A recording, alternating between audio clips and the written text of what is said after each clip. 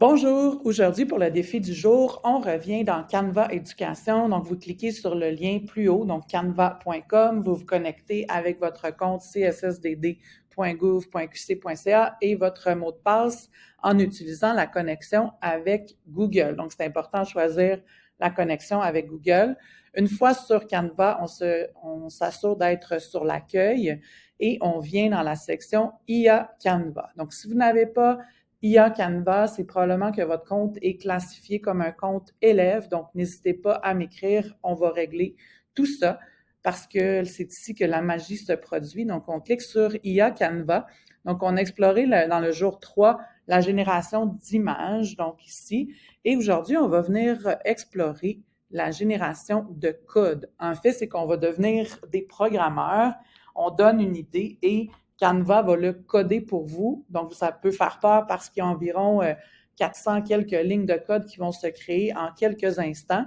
Mais dans le fond, tout ce que vous avez à faire, c'est de décrire votre idée. Plus vous êtes précis comme les requêtes, davantage le résultat sera proche de ce que vous attendez. Donc, je vous ai proposé en dessous quelques requêtes très détaillées. Vous n'avez pas besoin d'utiliser des requêtes aussi longues là, pour travailler avec Canva Code. Vous pouvez y aller tout simplement avec une phrase au début. Et comme c'est un processus itératif, bien, vous pouvez modifier. Donc, moi, je les ai fait très développés puisque je voulais que vous ayez un résultat quand même intéressant là, au premier jet. Donc, j'ai copié cette fois-ci. Moi, ce que je veux, en fait, c'est un jeu là, qui ressemble à Placote, dans le fond, pour générer des histoires de Noël avec des enfants là, davantage au préscolaire ou au primaire. Donc, on pige une carte et, en fait, l'élève a à créer son histoire à partir des cartes. On pige aléatoirement des cartes. C'est ce que je veux créer à travers ma requête. Donc là, je l'ai vraiment détaillé pour vous. Mais au départ, là, vous n'êtes pas obligé d'être aussi précis que ça. Et là, je vais envoyer ma requête, tout simplement. Et là, c'est là que ça peut faire peur. Donc, laissez ça aller. Je vais vous expliquer dans quelques instants ce qu'on fait avec ça. Donc, vous voyez que là, il se met à générer des lignes de code. Donc, en fait, ce que les programmeurs qui développent des applications ou des jeux web font, c'est qu'ils écrivent ces lignes de code-là.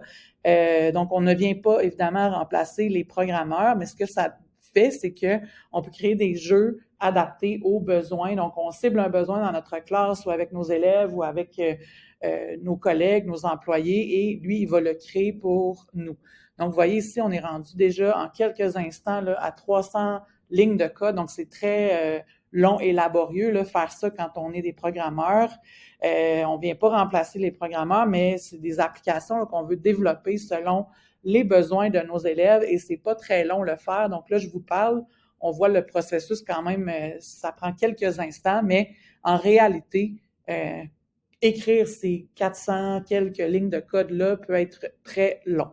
Donc là, je vais le laisser écrire pour que vous puissiez voir un résultat à la fin. Et tout ça est partageable très facilement à nos élèves à la fin à l'aide d'un lien. Donc, ce que je pourrais vous montrer dans quelques instants. Et ce que je tiens à préciser ici, c'est que demandez-moi ce que vous voulez. Donc, ce qu'on peut faire, c'est vous voyez le résultat à droite et vous continuez à faire vos demandes, ce que vous remarquez qui ne fonctionne pas à gauche.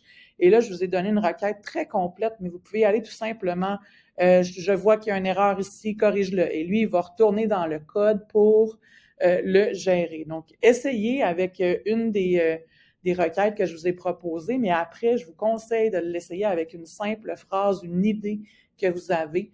Un calendrier de l'Avent interactif, par exemple, c'est possible de le faire avec des idées et au fur et à mesure, on parle toujours d'itération, mais là, c'est clairement ça parce que vous avez une boîte de dialogue comme si c'était, il répond aux demandes. Donc, c'est l'offre et la demande. Donc, là, vous voyez, il va me proposer un premier modèle. Vous allez voir disparaître le code et on voit ici notre première version. Il ne faut pas se contenter de la première version. Donc ici, là, vous voyez, j'ai un mode solo, un mode équipe. J'ai une section personnage, lieu, temps, problème, solution. Et là, je vais tirer. Le Père Noël. Et moi, je lui avais demandé de mettre une synthèse vocale là, pour lire le... Sur un traîneau magique. Au moment d'ouvrir les cadeaux. Et là, on tire un problème. Quelqu'un est triste et seul. On les réveille avec un chant joyeux. Et là, on peut projeter ça en classe, en fait, et on peut partager ça facilement aussi à la maison pour que les élèves puissent travailler, en fait, le schéma de récit, donc inventer des histoires avec un personnage, un lieu, un temps, un problème et une solution. Et ensuite, ce que j'avais demandé d'ajouter, c'est que on pouvait donner, une fois que l'élève a raconté son histoire, avoir une version de l'IA. Donc ici, on a une histoire qui a été inventée, en fait, de toutes pièces. Là, on peut écouter, donc j'ai placé la synthèse vocale, on peut écouter l'histoire et on peut recommencer à zéro. Et tout ça, c'est facilement partageable. Donc, on fait tout simplement publier. Et quand on est dans le domaine CSSDD, ça nous crée déjà une adresse et on peut venir changer ici créateur d'histoire.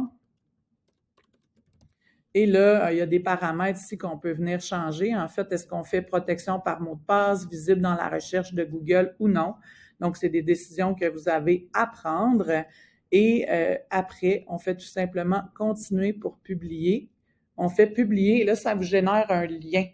Donc, c'est extraordinaire. Vous allez avoir un lien que vous pouvez copier dans votre furteur et partager à peu importe. Donc, on peut le partager par Classroom. Donc, on a un aperçu là, de comment le jeu sera présenté sur le web. Donc, vous pouvez tout de suite aller voir un aperçu ici ou encore vous copiez le lien et vous le partagez où vous voulez. Vous pouvez créer un raccourci aussi sur les tablettes des élèves pour qu'ils puissent y avoir accès facilement. Bref, il y a de multiples possibilités. Il s'agit juste d'avoir une idée et de l'écrire et d'essayer quelque chose, surtout de ne pas attendre d'avoir l'idée de génie, mais écrivez quelque chose selon ce que vous observez avec vos élèves et réellement, il va le concrétiser. Donc, bonne exploration et j'aimerais beaucoup là, que vous me partagiez en répondant tout simplement à ce courriel-ci vos bons coups, vos bonnes idées, même si vos expérimentations, puisque moi, je vais juste m'enrichir là, de voir ce que vous avez développé. Donc, je vous souhaite une bonne journée. Au prochain défi.